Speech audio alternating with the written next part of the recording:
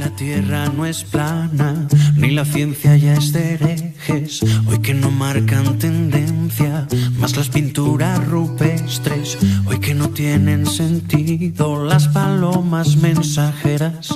Ahora que por fin las redes unen al planeta. Ella no es la princesa delicada que ha venido a este par y a estar sentada. Ella no es solamente lo que ves. Allá ni tú ni nadie le para los pies. Déjala que baile con otros zapatos, unos que no aprieten cuando quiera dar sus pasos. Déjala que baile con faldas de vuelo, con los pies descalzos, dibujando un mundo nuevo. Déjala que baile.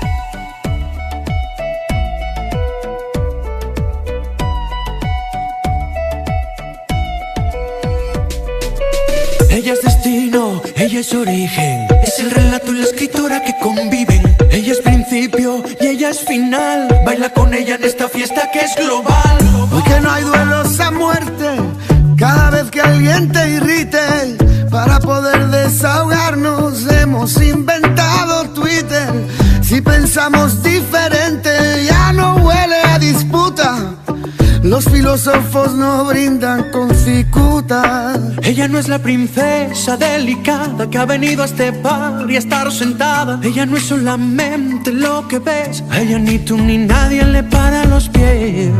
Déjala que baile con otros zapatos, unos que no aprieten cuando quiera dar sus pasos. Déjala que baile con faldas de vuelo, con los pies descalzos, dibujando un mundo nuevo. Déjala que baile.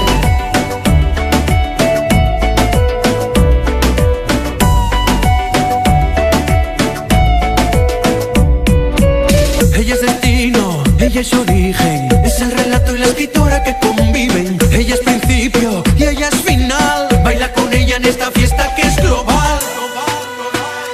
Oye, escucha, es la lucha a rimar. Déjala que baile en esta fiesta con la idea de liberarse de una moral impuesta, de no culpabilizarse por buscar la respuesta. Si tiene que casarse, que sea con su protesta. Este solo es mi humilde modo de decir que aquel que busca un florero es que no cuida su jardín. Así que olvida todo lo aprendido y sal a bailar, pues ninguna estrella pide permiso para brillar. Déjala que baile con otros zapatos, unos que no aprieten cuando quiera dar sus pasos. Déjala que baile con faldas de vuelo, con los pies descalzos, dibujando